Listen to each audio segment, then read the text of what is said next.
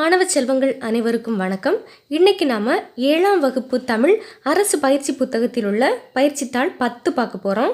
இது இயல் 3 கவிதை பேழை பாஞ்சை வளம் என்கின்ற செய்யுள் பகுதியிலிருந்து உங்களுக்கு வினாக்கள் கொடுத்திருக்காங்க. வினாக்களையும் அதற்கேற்ற விடைகளையும் காண்போம். 1. சூரன் என்னும் சொல்லின் பொருள் யாது? சூரன் என்னும் சொல்லின் பொருள் வீரன்.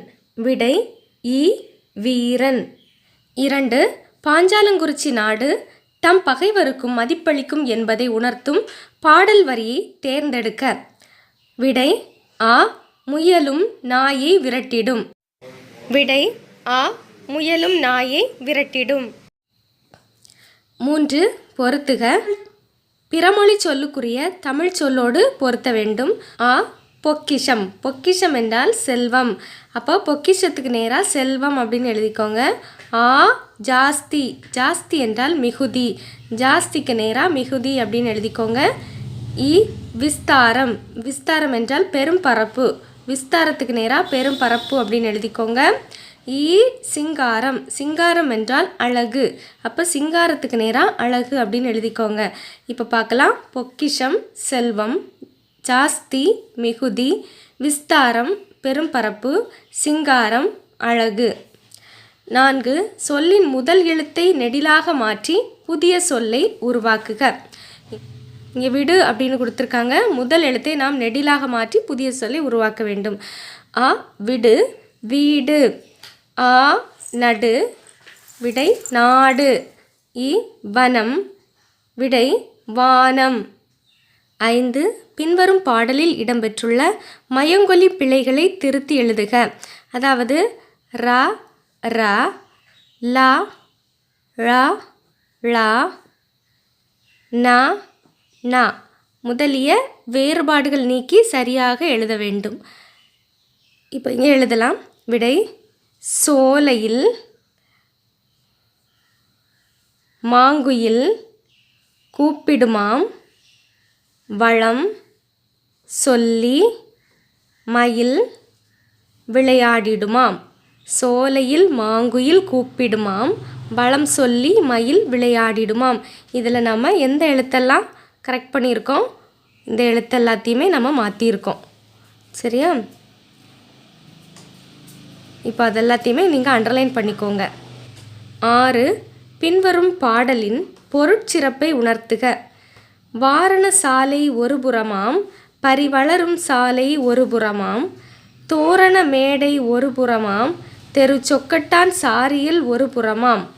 இந்த வரிகளின் சிறப்பு: யானை கூட்டமும் குதிரை கொட்டிலும் ஒரு புறம் இருக்கும், தோரணங்கள் கட்டப்பட்ட மேடையும் தாயம் ஆடுவதற்கான இடமும் ஒரு புறம் இருக்கும் என்று பாஞ்சாலங்குறிச்சியின் வளத்தினை சிறப்பாக இவ்வரிகள் எடுத்து காட்டுகின்றன. யானை கூட்டமும் குதிரை கொட்டிலும் ஒரு புறம் இருக்கும், தோரணங்கள் கட்டப்பட்ட மேடையும் தாயம் ஆடுவதற்கான இடமும் ஒரு புறம் இருக்கும் என்று பாஞ்சாலங்குறிச்சியின் வளத்தினை சிறப்பாக இவ்வரிகள் எடுத்து காட்டுகின்றன. 7. பின்வரும் பாடல் வரிகளில் அடிக்கோடிட்ட சொற்களுக்குரிய எழுத்து வழக்கு சொற்களை எழுதுக. கறந்த பாலையும் காகம் குடியாது, எங்கள் கட்டபொம்மு துரை பேரு சொன்னால். கறந்த பாலையும் காகம் குடியாது, எங்கள் கட்டபொம்மு துரை பேரு சொன்னால். இதில் அடிக்கோடிட்ட சொற்கள் குடியாது, பேரு இவை பேச்சு வழக்கு சொற்களாக உள்ளன. இவற்றுக்கு சரியான எழுத்து வழக்கு சொற்களை நாம் எழுத வேண்டும். குடியாது குடிக்காது, குடியாது குடிக்காது, பேரு பெயர், பேரு பெயர். 8. பின்வரும் பாடலை படித்து வினாக்களுக்கு விடை எழுதுக. மதுரைக்கு நேர்கிழக்கே மழை பெய்யா கானலிலே தங்க கலப்பை கொண்டு சொக்கர் தரிசுழுக போனாராம், முத்து விதை பாவி மிளகு சம்பா நாத்து நட்டு சொக்கர் பவள குடைபிடித்து பயிர் பார்க்க போனாராம். இப்போ இந்த பாடல் வரிகளிலிருந்து கொஞ்சம் வினாக்கள் கேட்டிருக்காங்க, பார்க்கலாம். ஆ மேற்கண்ட பாடல் எத்தகைய இலக்கிய வகையை சார்ந்தது? மேற்கண்ட பாடல் கதை பாடல் என்ற இலக்கிய வகையை சார்ந்தது. மேற்கண்ட பாடல் கதை பாடல் என்ற இலக்கிய வகையை சார்ந்தது. ஆ சொக்கர் செல்வச் செழிப்பு மிக்கவர் என்பதை எந்த வரிகள் உணர்த்துகின்றன?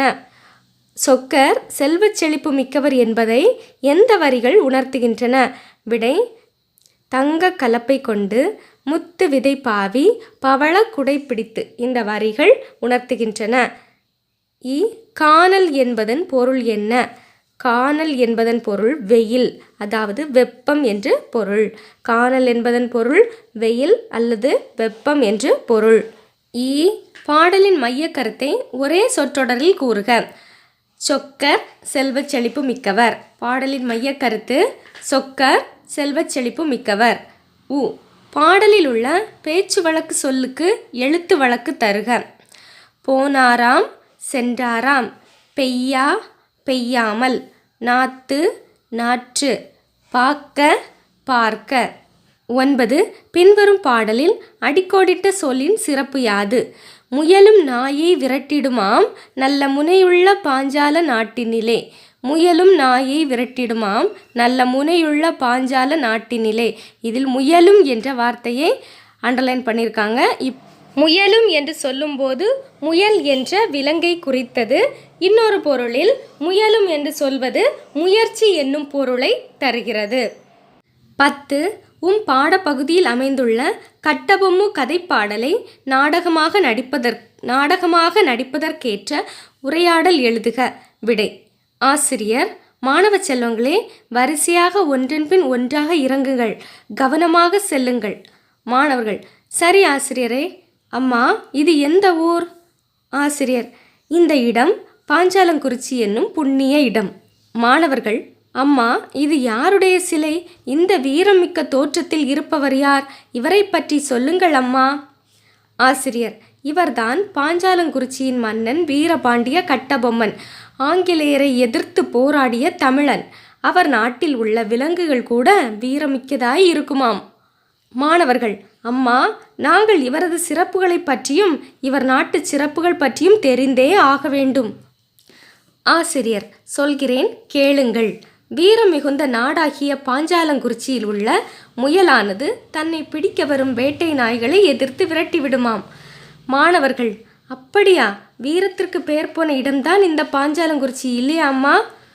ஆசிரியர்: அது மட்டுமல்ல, பசுவும் புலியும் நீர்நிலையின் ஒரே துறையில் நின்று பால் போன்ற நீரை பருகுமாம். மாணவர்கள்: கேட்பதற்கே மிகவும் வியப்பாக இருக்கின்றது. ஆசிரியர்: சரி மாணவர்களே, அமைதியாக சென்று பாருங்கள். மாணவர்கள்: சரி அம்மா. மாணவ செல்வங்களே, இன்றைய பயிற்சித்தாள் 10 உங்களுக்கு பயனுள்ளதாக அமைந்திருக்கும் என்று நம்புகிறேன். மீண்டும் அடுத்த பயிற்சித்தாளுடன் உங்களை சந்திக்கின்றேன். நன்றி, வணக்கம்.